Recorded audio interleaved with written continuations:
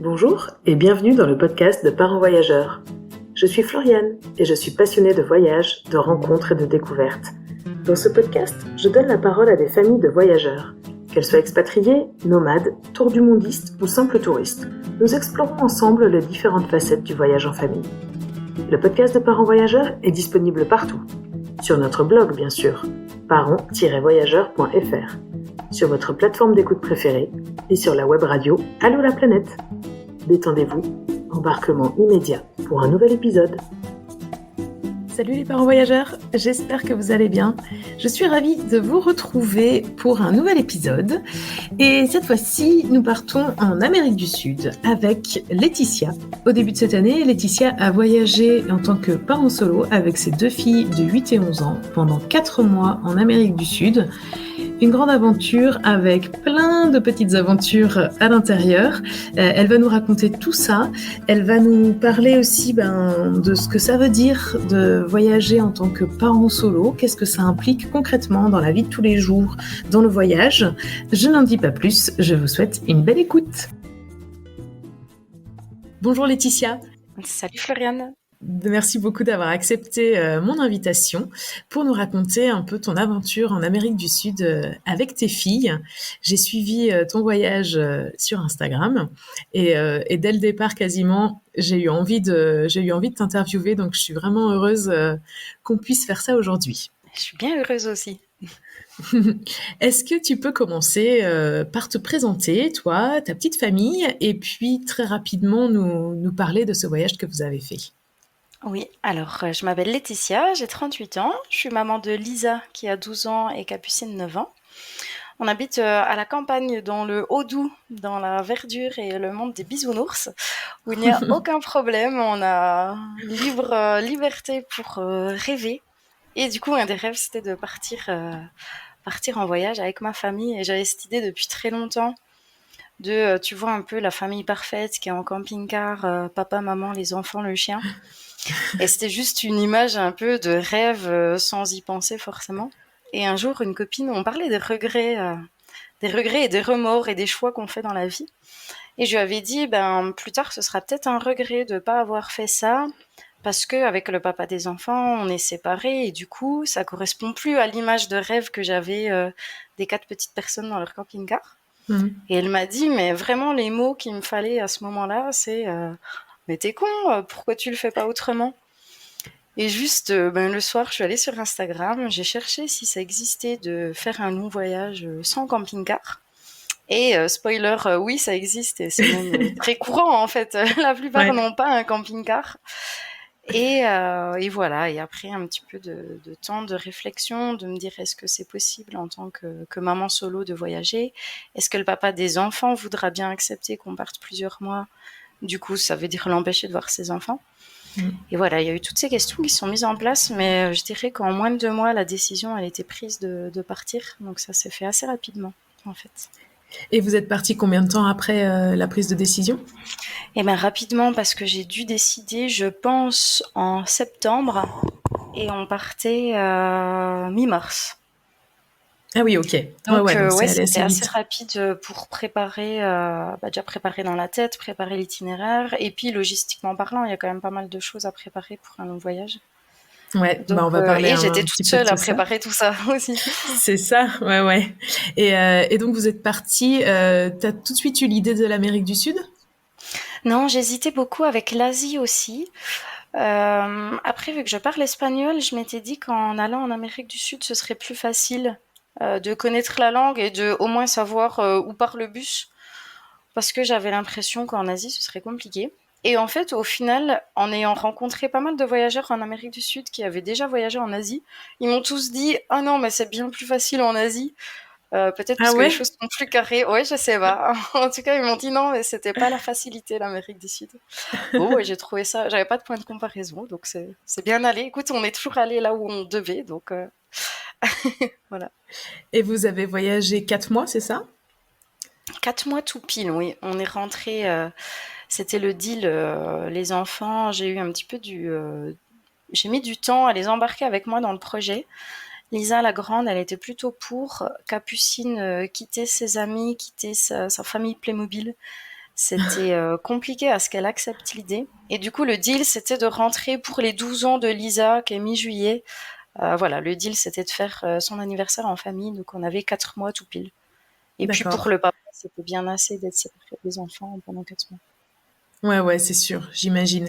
Et d'ailleurs, c'est une question que je me demandais, est-ce que pour lui, ça a été facile d'accepter cette idée que pendant 4 mois, du coup, il verrait pas ses filles? Enfin, même s'il est venu vous voir, mais... Ouais, il est venu nous voir 3 semaines. Il a pris un petit temps de réflexion. Alors, un petit temps de réflexion pour lui, ça s'est mesuré en quelques heures simplement. En fait, il adore aussi voyager. Et puis, on a beau être séparés, on essaye de toujours être intelligent et puis de faire les choses bien pour nos enfants. Et là, il m'a dit qu'il savait que ça allait apporter beaucoup de choses aux enfants sur la découverte du monde, l'ouverture aux autres, la confiance en elles-mêmes. Et du coup, il m'avait juste posé 2 conditions pour pouvoir partir avec les filles. C'était d'une part qu'ils puissent venir nous rejoindre à un moment donné pour voir les enfants. Et puis d'autre part, que ça les empêche pas au niveau de l'école de passer au niveau supérieur l'année d'après. C'était vraiment ces 2 conditions que je trouve tout à fait raisonnables et même normales en fait. Ouais, ouais, ouais. Et du coup, moi, j'imagine que pour l'école, de toute façon, c'était aussi une condition que tu t'étais mise, non?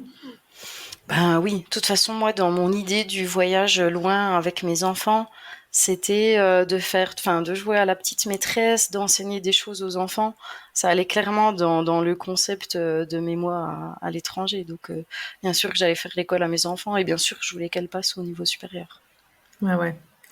Et est-ce que avant ça, avant cette folle idée quand même, n'ayons pas peur des mots, est-ce que tu avais déjà fait des voyages ou même des vacances en fait, même en maman solo? Parce qu'on a déjà interviewé des Ouais, mamans solo et il y en a beaucoup quand même qui n'osent pas franchir le pas, qui s'arrangent pour aller dans la famille, peut-être partir mm, avec une autre maman solo et ses enfants, enfin voilà, se ouais, regrouper un petit peu.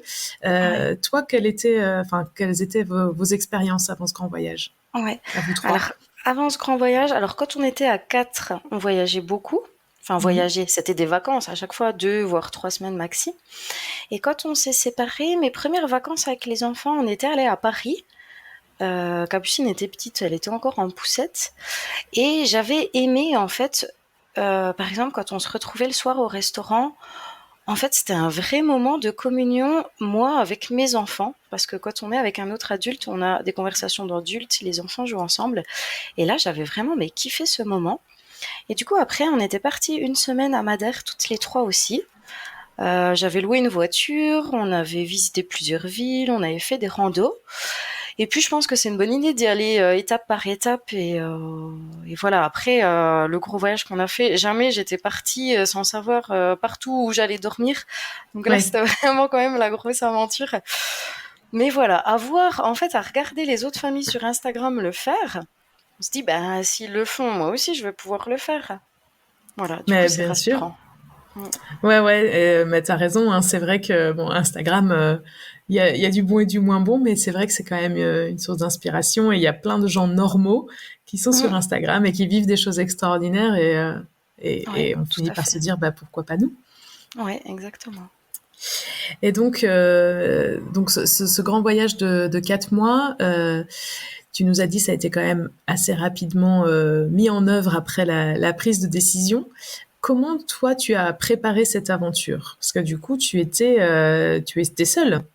Ou est-ce que tu Ouais, t'es entourée? j'étais Est-ce que tu as trouvé, je sais pas, des gens dans ton entourage qui pouvaient t'aider, etc. Ou non, j'avais un copain qui était là un peu pour me rassurer en moment de doute. ouais. Un gros moment de doute a été quand j'ai reçu le courrier de, je crois que c'est l'inspecteur d'académie qui refusait enfin l'absence de Lisa au collège. Où là, je me suis dit, oh là là, en plus dans ces courriers, ça invoque des articles de loi, ça fait quand même assez Mm. peur. Et je me suis dit, oh là là, ça paraît compromis. Et dans ces moments-là, j'avais toujours un copain qui me dit, mais arrête, on s'en fiche d'une lettre, tu vas y aller. Mais sinon, pour le reste, ouais, enfin, j'ai tout fait toute seule, donc je suis la reine des fichiers Excel. Euh, ça fait partie de mon travail, je suis chef de projet, donc voilà. Donc là, j'avais un super fichier avec les choses à faire classées par thème, un peu par échéance. Et plus la date butoir du départ avançait, plus je me rendais compte que, oh là là, j'étais un peu trop organisée, un peu psychorigide. Et j'avais un peu peur sur la suite du voyage. Et en fait, mon fichier Excel du projet du voyage, à la fin, je l'ouvrais même plus parce que je me laissais vivre.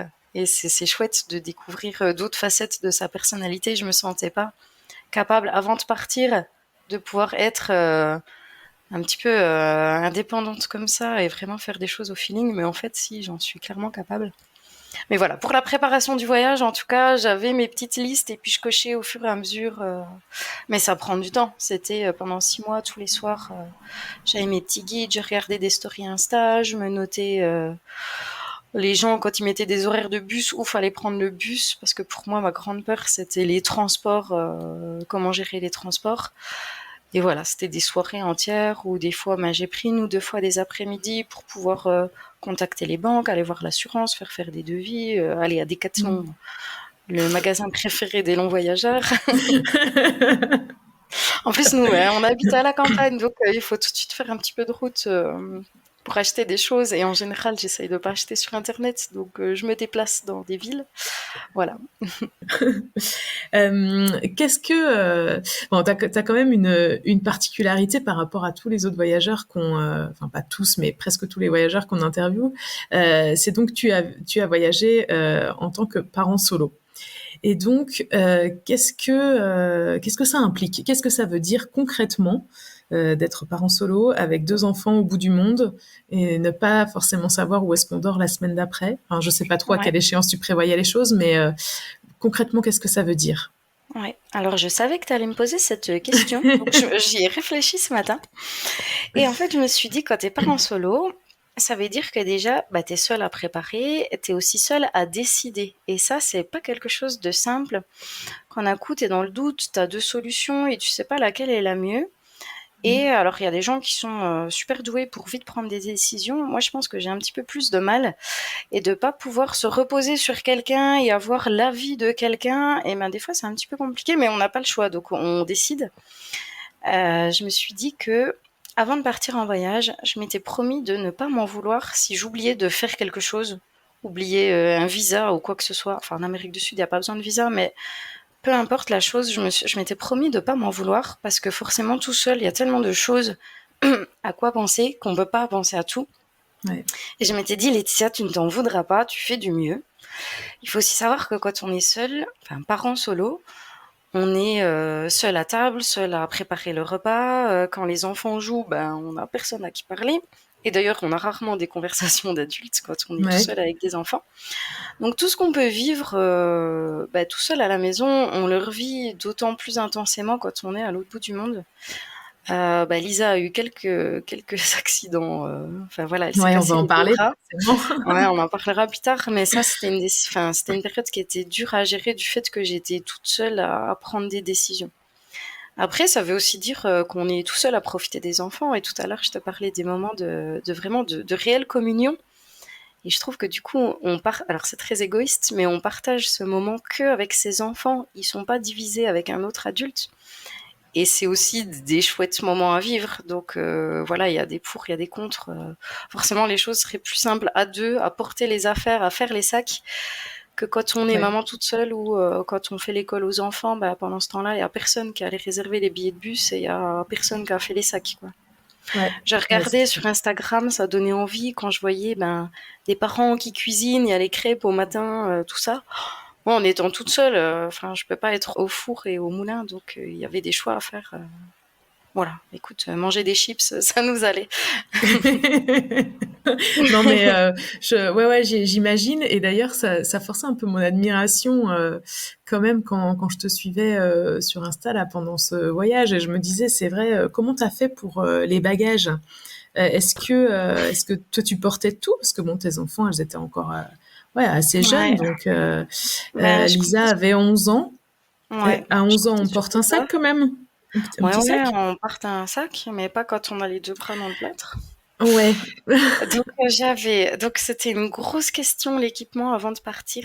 Et en ayant sondé plusieurs familles, donc j'étais partie sur un sac à roulettes qui pouvait se mettre au dos si nécessaire. Ouais. Donc j'avais qu'à le tirer en général. Et j'avais mon petit sac à dos de 20 litres avec l'ordinateur, l'appareil photo dedans. Lisa avait un sac à dos de 40 litres, donc c'est déjà assez gros. Par contre, à Decat, ils ont quand même un super équipement. C'est un sac à dos qui est adapté à ses épaules. C'est vraiment pour les enfants. Ok. Donc, tu règles avec la taille, la grandeur des enfants. Et Capucine aussi avait un mini sac à dos, mais sauf qu'il était lourd. Il y avait tout le matériel d'école dedans. Il y avait 7 kilos. Elle portait 7 kilos, c'est un tiers de son poids. C'était bien trop lourd pour elle. Mais voilà, quand on fait son sac, quand on prépare les affaires, on se dit toujours qu'on a le strict minimum. Quand on revient, on se dit ah, j'aurais pu enlever encore plus du sac, mais c'est dur de faire des choix. On se dit pourtant il y a que 5 t-shirts, 2 shorts, une robe, il y a pas beaucoup, mais il y avait des affaires pour le chaud, il y avait des affaires pour le grand froid, il y avait l'école. Franchement, c'est abusé, 7 kilos d'école. Après coup, je me dis qu'on aurait pu faire peut-être moitié moins, je sais pas. Ah ouais, parce Mais que tu voilà. avais Et pris quand des livres du coup pour l'école? eh ben, on avait 2 cahiers du CNED. Parce que j'ai bien Oui. compris que le directeur du collège nous laissait l'accès à Pronote que si on s'inscrivait au CNED. Donc il y avait ces cahiers-là, il y avait les fichiers de CE2 de Capucine, fichiers de maths, fichiers de français. On avait quoi? On avait une ardoise, il y avait un cahier d'anglais, je crois. Nous, on adore écrire, donc on avait chacune nos carnets de voyage pour prendre des notes. Voilà, une petite pochette, j'avais imprimé en avance les petits monuments de chaque pays. Je m'étais dit, on pourra découper, coller dans nos cahiers, ça fera de la belle déco. Ce qui insinue avoir de la colle, des ciseaux, des jolis crayons. Enfin, voilà. Et après, alors j'avais fait le choix quand même de ne pas prendre de livres. On avait acheté une liseuse, super investissement du voyage d'ailleurs. Après, c'est vrai qu'à la maison, enfin, dans chaque pièce, il y a des livres qui traînent partout. On adore écrire, on adore lire, donc c'est dur de te dire je pars 4 mois sans cahier. Après, pour l'école, le meilleur truc qu'on avait, franchement, c'est une ardoise avec un stylo Velleda. Parce qu'en fait, souvent, tu es dans le bus, tu peux pas sortir des cahiers, bien écrire. Donc vite, on fait une multiplication sur ardoise. À Lisa, j'écrivais, je sais pas moi, une petite phrase en français, elle la traduisait en anglais sur l'ardoise. Et puis, ça a un petit côté ludique, une ardoise. Donc franchement, ceux qui osent ne pas s'encombrer avec un cahier, une ardoise, ça fait le job. Ouais, ok. Je note. Très bon conseil. Et du coup, comment ça s'est terminé? Alors, cette histoire avec le collège, t'as dû prendre les cours du CNED, mais pas le. T'as dû prendre le. Je me souviens plus comment ça s'appelle. Là, il y a le CNED libre et le Eh ben CNED oui, le réglementé. CNED suivi réglementé, je sais pas comment il s'appelle. Le problème, alors en fait, j'ai appelé plusieurs fois des gens du CNED. J'avais pas toujours les mêmes discours, voire j'avais des gens au bout du fil qui arrivaient pas à m'aiguiller. C'était un petit peu pénible, parce que je me disais d'ailleurs que c'est leur métier quand on les appelle pour avoir des infos. C'était un petit peu pénible. Et du coup, j'ai pris en formule libre parce que de ce que j'ai compris de la formule suivie, il y a vraiment des devoirs à rendre entre telle date et telle date. Ouais. Moi, je me disais, ben, super, si on est en Amazonie, on va faire comment pour rendre une éval? Le papa des enfants va nous rejoindre pendant 3 semaines. C'était clair que pendant ces 3 semaines, on n'allait pas s'embêter avec de l'école et on allait profiter à fond tous les quatre. Et du coup, ben, j'ai pris en formule libre en sachant que ça a quand même un prix, c'est par matière.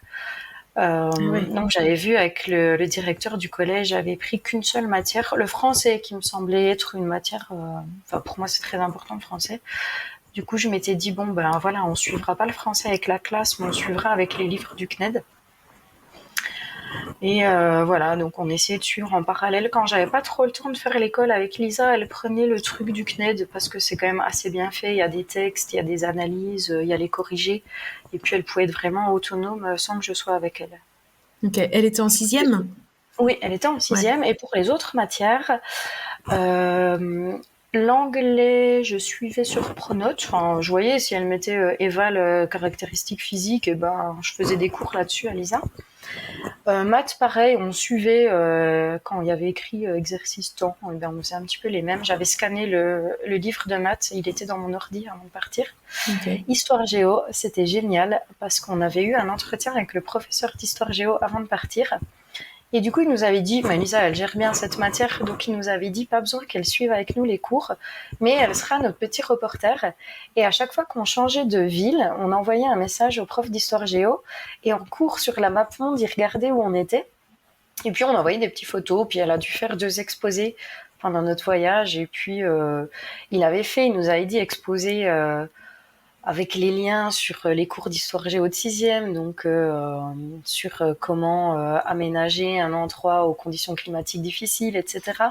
Puis à chaque fois, on avait réussi à faire un petit lien avec là où on était. Donc c'était génial. Et après, il y avait des matières qu'on a totalement pas fait. Je veux dire, SVT, on voyait bien, on découvrait tellement de choses tous les jours qu'il n'y avait pas besoin de faire. Sport, art plastique, mais à ma foi, musique, on a mis de côté. Ouais. Pas très grave. Hein. Ouais, bien sûr. Mais tu vois ce que tu me dis là, le fait que tu avais des réponses différentes, etc. Quand t'appelais au CNED notamment, là moi j'ai commencé à me renseigner pour notre voyage l'année prochaine, et du coup je vois sur des groupes Facebook de voyageurs, j'ai l'impression qu'on n'a pas non plus les mêmes réponses selon l'académie dans laquelle on est. Alors que je pense qu'il y a quand même une règle nationale, mais en fait, selon la personne à qui tu parles, c'est différent. Il y en a, ils imposeront des tests au retour des enfants pour les rescolariser. Il y en a d'autres non. Il y en a qui disent qu'il n'y a pas le droit de déscolariser ses enfants, même si tu pars à l'étranger, alors qu'en fait, s'il y a le droit. Enfin, il y en a aussi dans les académies qui disent que le CNED est obligatoire. Enfin bref, il y a 1001 réponses possibles, et donc et j'imagine un peu ton désarroi quand tu avais reçu ce courrier qui t'impose quelque chose, genre qui te dit t'as pas le droit de partir avec ta fille parce qu'elle doit être au collège. Enfin, en fait, c'est n'importe quoi. Ouais. Et après, avec le recul, je me dis, c'est bien de faire comme on le sent. Alors, de toujours être en contact avec le directeur de l'établissement scolaire des enfants. Et ça, c'est chouette. Puis lui, en fait, il m'avait dit, si vous faites un pas dans le sens inscrire Lisa à une matière au CNED, je vous laisse l'accès aux pronotes, comme ça vous pourrez communiquer avec les professeurs s'il le faut. Et puis, Lisa, elle avait des très bons résultats scolaires. Il m'avait garanti qu'elle passerait en 5e pour l'année d'après. Donc, aucun souci. Et comment s'est passée la rentrée là cette année ? Eh bien, on a eu un petit mois. Par exemple, la première semaine, on a oublié qu'il y avait des devoirs à faire, tout ça. On a mis quand même un petit mois pour se remettre dans le bain très académique et scolaire, en fait. Ouais. Mais non, il y a aucun souci. En plus, Lisa, elle a appris un petit peu d'espagnol en voyage. Et là, en classe de 5e, elle commence l'espagnol, donc elle part avec un petit plus. En histoire géo, les pays, c'est hallucinant tout ce qu'elle connaît, même des noms de rivières, parce qu'on sait pas on était en Amérique du Sud, mais du coup on parlait tellement de voyages, de pays, on regardait plein de fois des cartes sur internet d'Europe, d'Asie. En fait, on brasse vraiment beaucoup de sujets. Ouais. Oui, et puis l'air de rien, les enfants enregistrent quoi. Mais oui, ouais. Bon, tu nous as parlé très rapidement d'un tout petit souci vraiment minime. Que donc Lisa, c'est Lisa, hein, c'est la grande, qui s'est retrouvée avec les 2 bras dans le plâtre. Bon, est-ce qu'on peut revenir un petit peu sur cette galère monstrueuse qui vous est arrivée ? Ouais, on peut. Ça s'est passé en Colombie, à Guatapé. Et je venais de rencontrer Charline et Clément. Ça faisait un petit bout de temps qu'on parlait sur Instagram ensemble. Et ils étaient en voyage de 6 mois en Amérique du Sud. Et on s'est rendu compte qu'on allait exactement dans la même ville. Donc, on s'était donné rendez-vous dans la ville et on allait au parc de jeux avec les enfants. On était aussi, je crois, avec une autre famille, des tours du mondiste aussi. Et là, boum, patatras, Lisa tombe de 20 cm de haut. Elle crie et alors chaque parent connaît ses enfants. Et je sais que si Lisa crie, c'est qu'il y a quelque chose parce qu'elle se plaint, mais jamais. Les copains disent c'est peut-être le choc. Et moi je savais, j'ai dit à Clément, donc le monsieur que je venais de rencontrer, je lui dis regarde vite s'il n'y a pas un hôpital. Coup de bol, à 200 mètres il y avait des urgences et du coup il m'a accompagnée aux urgences avec Lisa. Et là, c'était les urgences un peu archaïques, je pense, c'est nos hôpitaux des années 80. Pour te dire, le monsieur, quand il est venu pour faire passer les radios à Lisa, j'ai cru que c'était un livreur de pizza. Pour te dire au point où on en était. Et voilà, on a très bien vu les 2 bras cassés. Les 2 bras, quoi. Ouais, les 2 bras, dont le bras gauche, 3 fractures. Il a replacé le bras, il était totalement déplacé, donc il l'a replacé sans aucune anesthésie, sans médicaments, sans rien. C'était vraiment très barbare. Et après, il pouvait pas faire plus que ça. On devait être transféré dans un hôpital plus gros, en fait. Et là, en fait, c'est là où on voit quand même la différence de niveau de vie et de relation à l'argent entre nous en France et notre relation à la santé.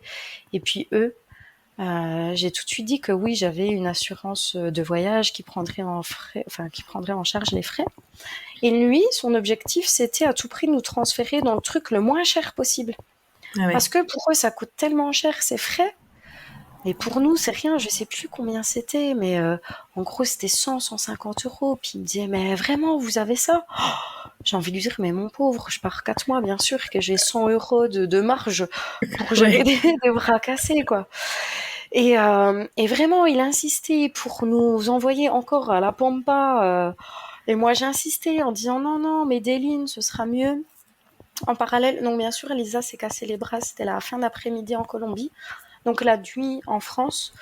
Donc j'arrivais pas à appeler l'assurance depuis mon téléphone, j'arrivais pas à joindre ma famille, le papa des enfants. Je t'avoue que je pleurais vraiment beaucoup parce que je savais pas quoi faire. Pendant ce temps, Capucine était avec Charline et Clément, qu'on connaissait depuis 2 heures, et je leur avais confié ma fille.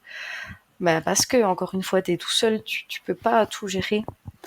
Et tu sens, et je m'étais dit que je fonctionnerais tout mon voyage au feeling, et j'ai bien ressenti que oui, ils allaient prendre soin de Capucine pendant les quelques heures où il y avait besoin. Et du coup, bref, le papa a réussi à joindre les assurances qui ont proposé 3 hôpitaux avec lesquels ils avaient un partenariat. Donc on avait un choix d'hôpital, mais il fallait que je décide, et c'est très dur quand on est à l'étranger, quand on doit décider pour la santé de son enfant, en n'ayant aucun critère d'analyse, en fait, parce que je savais pas sur quel critère décider vers quel hôpital aller. Et d'un coup, l'assurance a recontacté le papa des enfants pour dire « Ah, on a un 4e choix d'hôpital ». Et quand j'ai dit à notre chauffeur qui nous emmenait à Medellín, mais on ne savait pas encore où, quand j'ai dit ce 4e choix d'hôpital, il m'a dit « Ah bah oui, bien sûr, il y a même des gens de Bogota qui vont faire soigner leurs enfants là-bas ».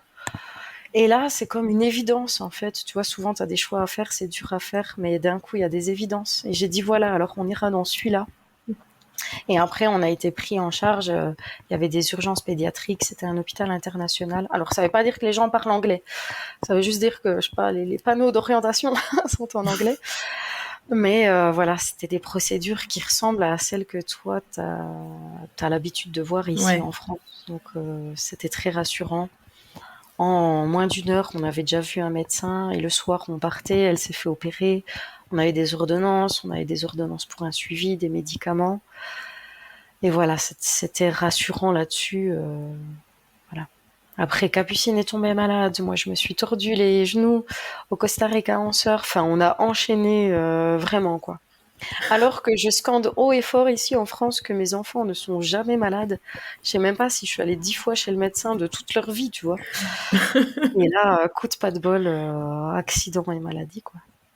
Et du coup, quel impact ça a eu sur votre voyage, là, cet accident de Lisa? Quand elle est tombée, on venait de réserver notre trek de 4 jours pour le Machu Picchu. Trek non remboursable. On rit maintenant, mais c'est pas très drôle quand même. Non, pas du tout. On devait aller en Amazonie 1 semaine. J'avais mes billets d'avion pour aller au Pérou qui partaient depuis l'Amazonie. Bon, en fait, tu dis, bon, je vais prendre les problèmes un par un, en fait. De la plus courte échéance à la plus longue. C'est déjà, à l'hôpital, quand ils nous ont dit, vous pouvez sortir de l'hôpital, je me suis dit, ok, génial, on va où maintenant? Parce qu'à savoir qu'on arrivait à l'hôpital à Medellín avec tous nos bagages, et tous nos habits étaient à Guatapé, à 2 heures de route, à la laverie. Et c'est Charline et Clément qui nous les ont apportés le surlendemain, qu'on fait le détour par Medellín pour nous les rapporter. Voilà, donc déjà tu te dis, bon, où est-ce qu'on dort ce soir et les prochains jours? On va un peu se retaper. Alors là, on a pris un bon hôtel avec une petite cuisinette dans notre chambre pour ne pas devoir aller au restaurant, parce que au début, Lisa avait encore mal, elle pouvait pas trop bouger et tout. Et tu reprends ton petit fichier Excel que tu avais un petit peu abandonné puisque tu laissais les choses faire. Et puis tu regardes entre les dates d'impératif de vol que tu as déjà réservées, ce que tu peux faire, ce qui te semble possible pour tes enfants, réduire les déplacements, parce que tu sais que maintenant, tu es vraiment tout seul à porter toutes les affaires. En tout, on avait quand même plus de 30 kilos d'affaires. Donc, je savais que j'allais être toute seule à tout porter et que ça allait vite être galère. Donc, et puis, bah voilà, un petit peu au feeling, 2-3 jours par 2-3 jours, t'avances. Et puis, au final, bah, tu te rends compte que le trek de 4 jours, c'est pas grave. L'agence, elle peut nous proposer 4 jours qui est plus facilement gérable avec des plâtres à moins marcher. Tu fais, de toute façon, le résumé des 4 mois de voyage, je me suis dit que peu importe la situation et la galère où tu es, tu t'en sors. Parce qu'il y a toujours des solutions, elles sont pas visibles dans la première heure parce qu'il faut un petit peu accuser le coup, mais après tu vois les solutions et les gens t'en proposent. Voilà, tout simplement. Et c'est vrai que ce Tout coup-là, simplement. ouais, mais être tout seul pour gérer ça, c'était un petit peu compliqué. C'était un petit peu compliqué, c'est sûr. Quand Damien est arrivé, le papa des enfants, ouais, ça m'a aidé à porter les sacs, rien que, tu vois, il va à la laverie pendant que je donne la douche à Lisa. C'est ces petites choses-là qui aident vraiment. Ouais, c'est sûr. Oui, parce que, pardon, elle les a gardés combien de temps, ces plâtres? Et pareil, ça a été un petit peu les bonnes nouvelles et les mauvaises nouvelles pour les plâtres. Au tout début, il nous a dit 2 mois, donc moi j'accusais le coup en disant purée, 2 mois, c'est la moitié de notre voyage. Dans ma tête, je me disais purée, c'est 2 mois de fichu sur 4 mois. Je broyais un peu du noir. Après, il nous a dit, dans 4 semaines, c'est bon, on peut les enlever. Je me suis dit, oh, youpi. Après, au bout de 4 semaines, on a fait des rendez-vous. On était à La Paz, Bolivie. On voyait les fractures, mais comme au premier jour sur les radios. Je me disais, purée, mais si ça se trouve, j'ai pris la mauvaise décision. On aurait dû rentrer en France, on aurait dû l'opérer. Peut-être que le peu de choses qu'elle porte, c'est déjà trop. Peut-être qu'on bouge trop. Peut-être que c'est le bus. Enfin, tu te poses tout plein de questions. Au final, elle les a bien gardées 2 mois, du coup, et voilà, maintenant, elle va tout bien. Elle a des bras. Alors, il y a quand même un bras qui est tordu, mais je me dis, bon, peut-être qu'en France, il se serait mal remis aussi ici. Oui. Voilà, ma foi, tu peux pas savoir. Et avec des scies, on serait pas allé dans ce parc de jeux. Oui, c'est ça. Et est-ce qu'à un moment, t'as pensé à rentrer en France? Et même quand le premier médecin urgentiste nous parlait de l'opérer pour lui mettre des plaques, là, ouais, je me suis dit que s'il fallait vraiment opérer, je serais peut-être rentrée en France. Après, je connais rien du tout en médecine médicale et tout. Finalement, s'il avait fallu l'opérer, c'était vraiment en urgence. Donc, en fait, on n'aurait pas eu le temps de rentrer en Ouais. France. Donc, non, ça m'a à peine traversé l'esprit, mais jamais j'y ai pensé. J'ai Ouais. pensé une fois quand vraiment j'avais trop mal aux genoux et je me disais qu'en portant ces 30 kilos tout le temps, ça se trouve, je m'abîmais trop les genoux et là, ça allait être plus grave pour le reste de ma vie, tu vois, des genoux, c'est quand même super important. Là, je me suis un peu posé la question et vu qu'on revoyait l'orthopédiste de Lisa, je me suis permis de lui demander un petit peu son avis sur mes genoux. Donc pareil, j'ai fait une IRM en 2 jours, j'avais mon rendez-vous IRM à l'hôpital. Et le médecin m'a dit non, mais faites juste attention, mais il n'y a rien à faire, ça changera rien d'être ici ou en France. Donc Ok. voilà, au final, j'ai poursuivi le voyage. Et est-ce que, enfin, du coup, Lisa, oui, Lisa, elle a eu quand même un suivi régulier. Vous avez fait des petits points, des checks réguliers de ses bras Tout- ouais, toutes les 2 semaines. toutes les 2 semaines. Et du coup, comment Ouais, ça c'est super s'organisait? suivi. Enfin, t'organisais un petit peu à l'avance les points de chute en fonction des hôpitaux, Ouais, des, ouais. ouais, c'était ça quoi. En sachant que entre, il y a eu des analyses pour Capucine qui d'un coup a eu plein de plaques rouges, on a dû aller aussi à l'hôpital en urgence. Moi, mon rendez-vous IRM à l'hôpital, enfin, il y a eu 2-3 semaines où on n'a pas trop pu bouger de Medellín. On a navigué à droite à gauche, c'est tout. Et puis après, quand on était au Pérou, là, il y avait moi, on a eu peut-être, ouais, peut-être bien 3-4 semaines sans aucun rendez-vous, mais il y avait plus lieu d'être en fait. Après un mois de plâtre, il n'y a plus lieu de regarder toutes les 2 semaines faire une radio, donc là, ça allait mieux. Ok. Et t'étais accompagnée par l'assurance, du coup, à chaque fois, qui te conseillait les Ouais, hôpitaux ou, oui, dans chaque ville, je disais, enfin, je savais, enfin, je pensais par exemple au bout de X semaines qu'on allait pouvoir retirer les plâtres. Donc là, c'est là où il faut quand même un peu s'organiser et puis pouvoir dire à l'assurance, je serai dans telle ville, pour que eux puissent renseigner dans quel hôpital ou clinique aller, pour qu'ils puissent envoyer un choix. Et on a été vraiment super bien accompagnés toutes les, je pense, 1 à 2 semaines. Ils faisaient un mail, savoir si tout allait bien, si on avait besoin d'assistance pour quoi que ce soit. Donc vraiment, c'est rassurant d'être suivi et en fait que eux soient proactifs avant que je demande, ils posaient les questions. Donc c'était vraiment agréable là-dessus. Comme quoi, l'assurance de voyage, c'est vraiment un indispensable. Ouais. Mais tu la prendrais pour des vacances, juste 2, 3 semaines à l'étranger, l'assurance? Enfin, ou Et tu la là, prends écoute, d'habitude ou... ben non, là, c'était la première fois. Là, on va sûrement partir pendant les fêtes à l'étranger 10 jours et je me pose la question, je sais pas. Ouais. Après, en soi, que t'aies le moindre pépin, enfin, c'est pas un frais énorme, l'assurance de voyage, sur le budget total du voyage. Oui, Donc c'est ça. Il faut finalement, le... c'est un peu une fausse question, quoi. Est-ce que vraiment, enfin, tous les frais de préparatifs, finalement, ben 300 euros, t'es pas à ça près, en sachant enfin, en sachant le capital risque qu'il y a derrière de pas avoir d'assurance. Ouais. Ouais, ouais, c'est sûr. Mais bon, du coup, est-ce que Lisa, elle en garde un mauvais souvenir? Enfin, est-ce qu'elle est un peu, je sais pas trop comment dire, c'est le mot rancœur qui me vient, mais c'est Hmm. envers rien, mais genre envers la vie, quoi. Enfin, est-ce qu'elle a un Ouais, mauvais ouais. feeling, tu vois, un mauvais sentiment quand elle pense à ce voyage à cause de cet accident? Ou pas? Elle en a Alors, quand même profité je et tout ça. pense pas quand on parle du voyage. Quand on parle de Colombie, c'est ce qui nous vient à l'esprit. D'ailleurs, c'est un Ouais, petit peu dommage parce que j'avais prévu passer 1 mois en Colombie. Pour plein de voyageurs, c'est le pays coup de cœur. ouais, Et nous, bah, ça aurait pu l'être, mais ça l'est pas vu ce qui s'est passé. Et du coup, on n'a pas trop vu du pays parce qu'on est resté presque 3 semaines vers Medellín. Non, ça reste pas du tout une rancœur pour elle. Après, Lisa, elle se plaint jamais, alors c'est aussi dur de savoir ce qu'elle en pense véritablement. Hein, les enfants, c'est un peu dur des fois de les faire parler. ouais.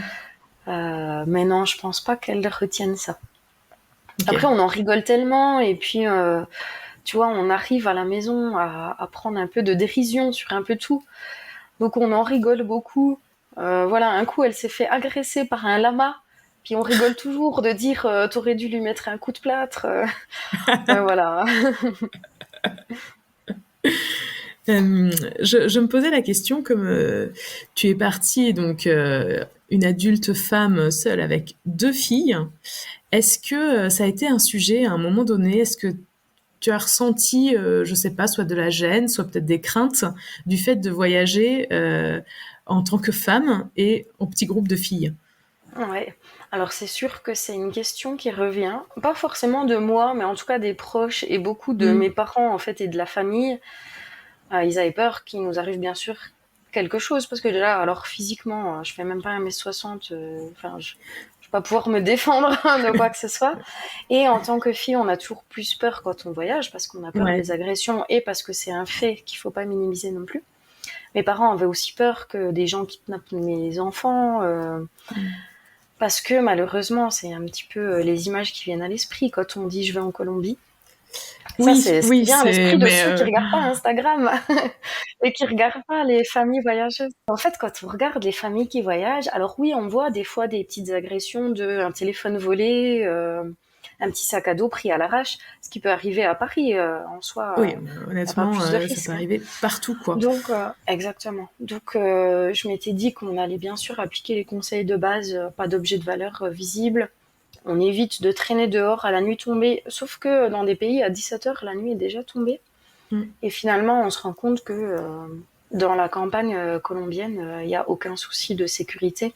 C'est juste plutôt dans les grandes villes où on faisait attention. On prenait pas un taxi comme ça, on commandait un Uber toujours. Ouais. Et d'ailleurs, les rares fois où je pouvais pas commander de Uber, ouvertement devant le chauffeur, je prenais en photo sa plaque d'immatriculation que j'envoyais tout de suite en photo au papa des enfants pour Ah qu'il oui. sache toujours que si on n'est pas joignable, qu'il ait un peu une piste. Et d'ailleurs, à chaque fois qu'on changeait d'hôtel, il savait tout de suite où on allait, enfin quel était le prochain hôtel, et je lui faisais un message, peu importe l'heure, pour lui dire qu'on était bien arrivé. Donc voilà, il y Ouais, avait ces petits c'était conseils. lui ton fil d'Ariane. Oui, ouais, tout à fait. Ouais, ouais, vraiment. Parce que j'ai confiance en lui et parce que c'est le papa des enfants, donc bien sûr qu'il va s'inquiéter. Et sinon, aucune insécurité, peut-être 1 ou 2 fois dans des grandes villes, à Rio, à Sao Paulo. Mais sinon, mais tout s'est tellement bien passé. Et après, surtout pas oublier que la plupart des gens sont gentils. Oui. Et à Rio, ça nous est arrivé à plusieurs endroits de vouloir aller dans une rue et des gens nous font signe que non, ou nous disent non, c'est pas pour les touristes ou c'est pas pour vous. Ben, dans ce cas-là, on joue pas au grand téméraire, on fait demi-tour, puis on prend une autre rue et voilà quoi. Ouais. Et c'est vrai qu'avec tout ce qu'on entend et particulièrement en ce moment, j'ai envie de dire, on enregistre mi-octobre, on est en pleine guerre israélo-palestinienne, guerre en Russie, en Ukraine, des professeurs qui se font tuer en France. Enfin bref, c'est un peu le chaos quand même en ce moment dans notre monde, quoi. Ouais. Et on oublie en fait qu'il y a des gens gentils, et qu'il y en a beaucoup. Et qu'il y a C'est beaucoup. l'essentiel des gens. En fait, exactement. Et que après les plâtres de Lisa, ils ont eu quand même pour avantage de nous de susciter la curiosité de pas mal de papis et mamies Ouais. en fait qui venaient vers nous savoir comment ça s'est passé. Je pense notamment en Colombie où les gens sont vraiment très avenants, très ouverts. Mais tous les jours, mais déjà des gens nous faisaient des compliments sur les beaux yeux bleus de Lisa et demandaient pourquoi elle s'est cassé les bras. Et en fait, ils avaient le souci de est-ce que ça s'est passé dans mon pays, est-ce que tu vois un peu mince, on va dire que c'est de la faute de la Colombie qu'elle s'est cassé les bras. Et ils avaient vraiment ce souci de montrer une belle image d'eux. Alors je leur disais non, c'est arrivé dans un parc de jeux, elle est tombée toute seule, elle s'est pas fait agresser, il n'y a pas eu de souci, c'est pas du tout un accident de transport en Colombie ou quoi que ce soit. Mais les gens, tout le monde, toujours gentils, à savoir est-ce qu'on peut faire quelque chose pour vous, est-ce qu'elle a besoin de quelque chose, est-ce que dans mon pays il y a tout ce qu'il faut dont vous avez besoin pour qu'elle aille mieux. Enfin, c'était vraiment des petits moments agréables, tu vois, des petits moments de vie en fait. Quand juste tu vas au marché acheter tes petits fruits pour ce soir. Ouais, j'imagine que ça doit être quand même réconfortant parce que du coup, t'avais personne vers qui te tourner là pour t'épauler au quotidien et donc ces petites phrases-là, te remontent un petit peu le moral, quoi. Exactement. Ça répare pas les bras, mais bon, au moins tu te sens peut-être un peu moins seul, quoi. Ouais, c'est ça. Tout à fait. Ouais. Est-ce qu'il y a des choses pratiques un peu qu'il faut savoir quand on voyage seul avec ses enfants? Je pense que t'as eu, il me semble, des petites galères au passage de frontières. Donc, je pensais à ça, notamment si tu veux bien nous raconter, et puis peut-être s'il y a d'autres choses un peu pratiques comme ça qui n'arrivent pas aux familles où il y a les deux parents avec les enfants.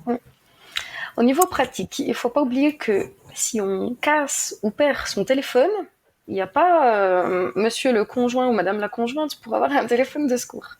Donc j'avais 3 téléphones, 2 toujours sur moi et un dans notre gros sac qui partait en soute et tout. Parce que je m'étais dit, si on se fait voler les sacs, genre, je sais pas moi, en ville ou quoi que ce soit, il y aura toujours à l'hôtel dans mon gros sac le dernier téléphone de secours. Idem pour les cartes bleues. J'avais pris 2 cartes bleues, une de crédit et une de débit, qui étaient toujours sur moi. Et j'avais pris finalement ma carte bleue française qui restait dans mon gros bagage en soute, pareil, en cas de secours. Et je m'étais dit, si on perd mon bagage en soute, j'aurais qu'à annuler la carte bleue qui est dedans et c'est tout. J'avais pareil des dollars disséminés un peu dans chaque sac. Il y avait des US dollars. Parce que qu'il t'arrive n'importe quoi, quand t'as un billet de 20 dollars, tu te dépatouilles d'une petite situation. D'ailleurs, ils nous ont servi à un moment donné. Et puis, donc, avoir les photocopies des passeports partout, sur les téléphones. Et au passage de douane, on s'est fait embêter dans tous les pays, je crois. Alors, des choses un peu de ma faute, et puis des choses, parce que j'y peux rien, parce que je suis juste maman solo. Alors, de ma faute, nous pouvons lister arriver dans un mauvais aéroport, arriver en retard.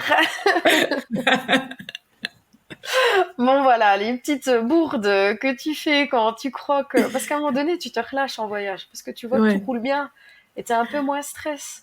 Et du coup, c'est dans cette situation-là que, en fait, t'as pas checké dans quelle ville était le départ de ton vol, etc. Mais ça peut arriver même si t'es à deux, hein. Exactement. Parce que potentiellement, quand t'es en couple, il y en a chacun a un petit peu ses sujets de préoccupation, et donc les deux ne vont pas forcément vérifier, quoi. Donc exactement. Mais sinon, en chose inhérente au statut de parent solo, souvent, j'avais pris mon livret de famille. Beaucoup de gens m'avaient dit, oh, ça a aucune valeur juridique, mais franchement, il m'a servi à beaucoup d'endroits. Les douanes et aussi les hôtels, parce que dans beaucoup de grands hôtels, dans beaucoup d'hôtels, ils vérifient malheureusement que tu ne fasses pas du tourisme sexuel avec des enfants. Donc là, le livret de famille, pour eux, ça veut rien dire, mais ils voient bien que c'est quand même un papier français officiel qui prouve Ouais, que t'es la mère de tes enfants, parce que j'ai ouais. pas le même nom de famille que mes enfants. C'était Et ouais. plutôt ça le problème aussi. Et au passage de douane, j'avais fait faire au papa des enfants une attestation, comme quoi il m'autorisait à voyager avec les enfants hors d'Europe de telle date à telle date. J'avais aussi fait traduire officiellement en espagnol ce papier avec le timbre de l'agence de traduction. Donc c'est mon agence, c'était assez facile à faire. En sachant qu'à certaines douanes, ils m'ont dit que ça n'avait aucune valeur, parce que je pouvais très bien faire et imiter la signature du papa. Mais j'ai pas de solution en fait. Au Ouais. Chili, ils m'ont dit qu'il fallait une attestation du notaire chilien signée par le papa, comme si on n'avait que ça à faire dans chaque pays, aller voir le notaire. Le Chili, c'était d'autant plus difficile qu'on est entré dans le pays depuis le Pérou en frontière terrestre avec le papa. On était tous les quatre. Euh, et en fait, on savait pas, mais dans le QR code des enfants qu'on voit pas, c'était écrit qu'ils étaient accompagnés de leurs deux parents. Ah, Sauf que le papa des enfants, lui, au bout de 3 semaines, il est rentré, il a pris un petit avion, il est rentré en France. Et moi, plus tard, quand j'ai voulu sortir du pays, ils ont dit, bah, il est où le papa, le quatrième, vu qu'à l'entrée du pays, il était dans les papiers. Je dis, bah non, il est rentré en France. Donc je m'étale jamais à dire, je fais un long voyage. Je dis juste que mes vacances sont un peu plus longues. Ils disent, ben non, on le voit pas dans les papiers, il est pas sorti du Chili, vous partez toute seule avec vos enfants. Et là, vraiment, ce coup-là, j'ai cru qu'on allait rester bloqué. Et je leur disais même, ben d'accord, je fais quoi? J'emménage au Chili, vous me laissez jamais partir de la vie. Et voilà. Et après, donc j'ai appelé Damien. Damien parlait au douanier. D'ailleurs, là, on n'était plus à la douane, on a été transféré au poste de police de l'aéroport.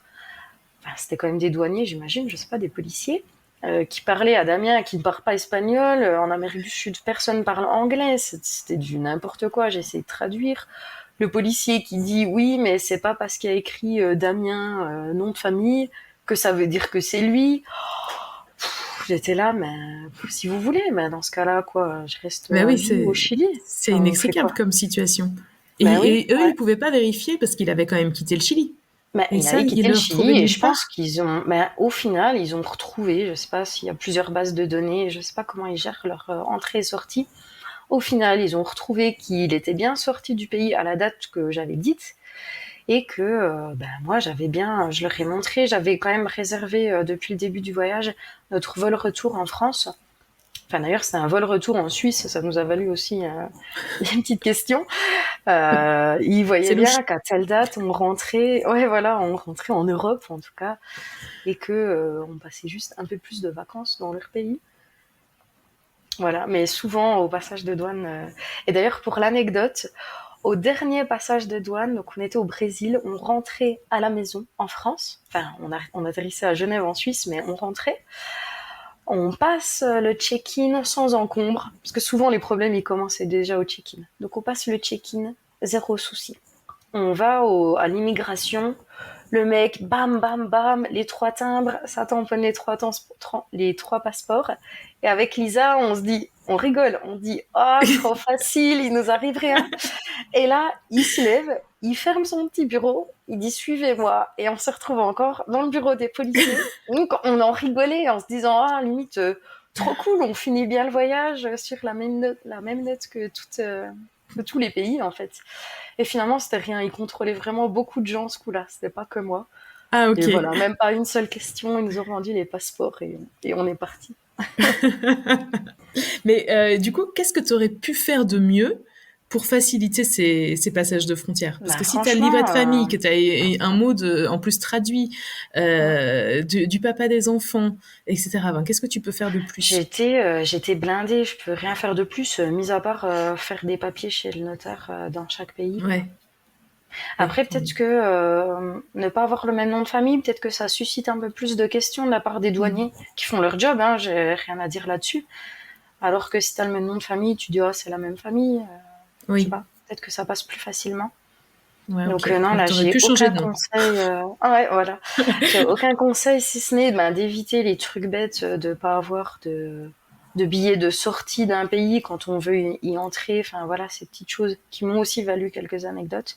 Et à chaque fois, c'est le papa des enfants qui m'a dépanné, a vite Ah ouais. réservé un billet de bus en urgence pour prouver qu'on sort d'un pays. Bon voilà, j'étais pas au top là-dessus. J'aurais pu mieux faire, mais ça, c'est pas inhérent au statut de voyageur parent solo. C'est juste que j'étais toute seule et je pouvais pas tout faire, quoi. Ouais, c'est ça. Et puis même si tu l'avais anticipé, franchement, je pense que c'est difficile à anticiper dans tous les pays parce que tu as des récits de voyageurs qui sont différents. Il y en a à qui on demande, il y a des aéroports dans lesquels ils demandent dans un pays mais pas dans l'autre. Mhm. Selon le point d'entrée, ils vont pas forcément te demander la même chose.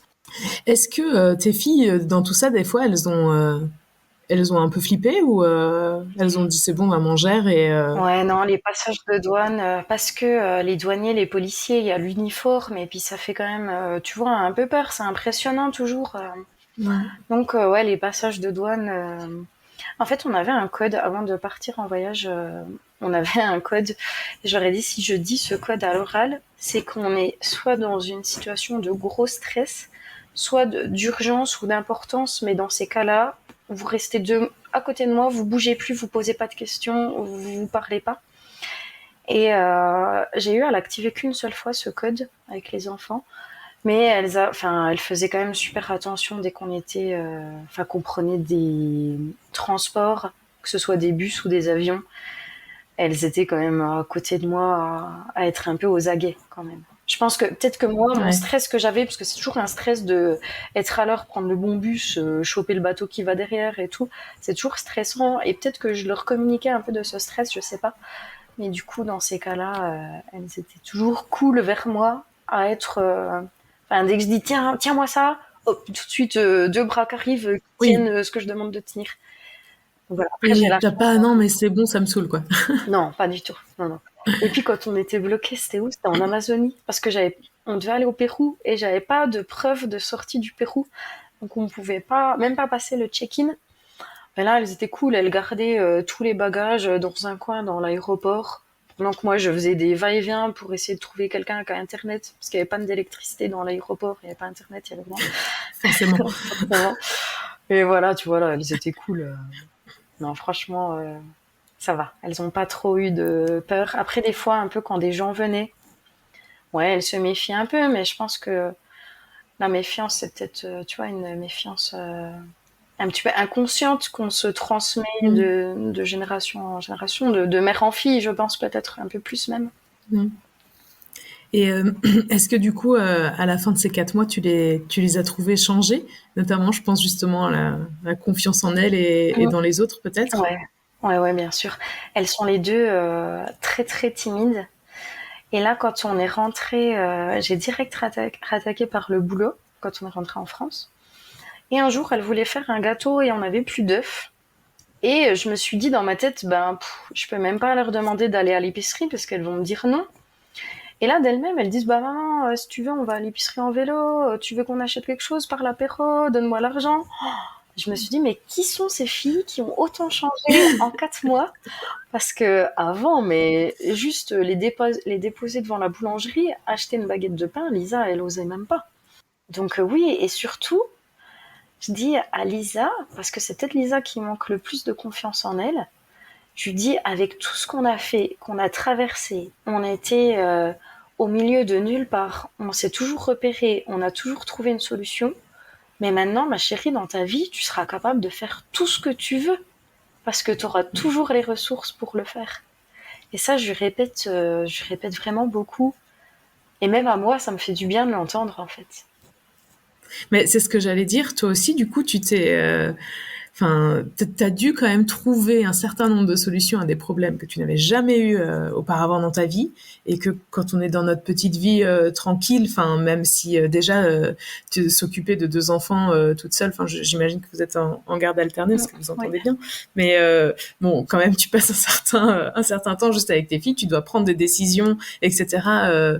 Pour la vie de ces deux petites personnes, et puis pour toi-même parce que tu peux pas te reposer sur quelqu'un d'autre, enfin, en tout cas qui vis pas dans ta maison, quoi. Mm.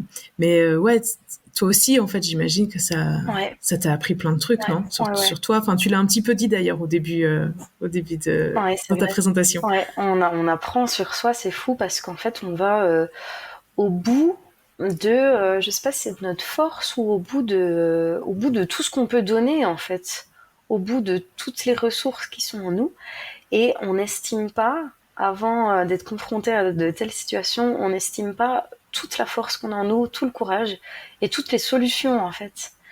Et c'est ça qui est vraiment magique, et c'est ça que je retiens du voyage, quoi. Je me dis, bah maintenant, si j'ai peur de quelque chose, eh ben, je peux me dire, purée, j'ai géré 2 enfants à l'autre bout du monde avec des plâtres.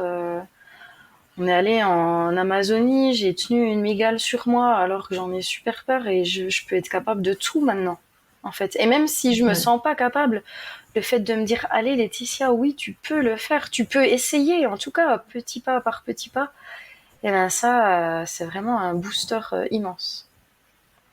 Ouais. Ouais, j'imagine. Et en fait, je crois que c'est pas forcément ça qu'on va chercher Oh, quand on part en voyage. On a envie de visiter, de ouais, de voir découvrir des des nouvelles cultures, paysages, etc. ouais, ouais. Ouais, c'est ça. Et en fait, c'est toi que t'as découverte, Ouais, quoi. ouais, ouais, c'est fou. Et tu sais, il y a beaucoup de gens qui me disent oh là là, le courage de partir tout seul. Et moi, souvent, je me dis mais non, c'est pas du courage, parce que si je le fais, c'est que tout le monde peut le faire en fait. Et j'ai du mal à évaluer. Je me dis mais tellement de gens me le disent, c'est que ça doit être vrai, c'est que je dois être courageuse. Mais tu vois, on a toujours du mal, déjà, on a du mal à se faire des compliments à soi-même. On vit pas dans une Ouais. société, tu vois, on prône pas l'autocomplimentation. Et je me Mm. dis, mais si Laetitia, en fait, tu peux te dire bravo d'avoir fait ça, d'avoir osé, d'avoir fait, que tout se soit bien passé. Alors oui, il y a eu 2 bras dans le plâtre, on a dû revoir, on n'a pas fait ce qui était prévu. On a vécu des moments de dingue, des moments de connexion entre nous trois, sur l'île de Pâques, mais on était connectés à l'univers. Ça paraît perché ce que je dis, mais c'est vraiment ce qu'on a ressenti pendant une semaine. Et voilà, et en fait, on revient du voyage, on est fort de tout ça. Ouais, c'est franchement merci pour ce témoignage vraiment parce que je pense en effet que tu es une femme courageuse d'avoir osé, tu vois, et euh, et en même temps, je pense aussi que vous êtes une famille comme les autres, comme tant d'autres, Mmh. et que tout le monde en fait a ce courage en lui, Ouais, et que si c'est quelque chose qui nous plaît, qui nous intéresse voilà, qui nous tente de voyager, en fait, tout le monde peut le faire, oui, quoi, parce qu'on a tous les ouais. ressources en nous. Le plus dur, c'est de prendre la Mais décision. Mais après, ouais, on fait, en fait. ouais. Et est-ce que, juste pour terminer, parce que ça fait presque 1 heure qu'on enregistre, est-ce que tu peux nous partager un coup de cœur pendant ce voyage, qu'on finisse sur une note d'évasion, parce que quand même, je pense que là, on a passé pas mal de temps à raconter quand même des galères, et quand tu le dis, tu dis, bah, tout s'est bien passé. C'est vrai. Et en fait, bon, bah, il y a quand même eu plein de petits grains de sable. Alors, il y a eu plusieurs grains de sable, mais c'était tellement fascinant, ce voyage inoubliable. Et oui, je dis que tout s'est bien passé. Effectivement, logistiquement, il y a dû avoir des petits rattrapages, il y a eu des couacs. Mais on a vu plein d'animaux. J'ai des souvenirs quand on allait dans le plancton bioluminescent à Rincon del Mar, dans le nord de la Colombie. Et là, on nageait dans la mer qui devenait fluorescente, en fait, bleu turquoise. Et on est resté 30 minutes. C'était le clair de lune d'ailleurs.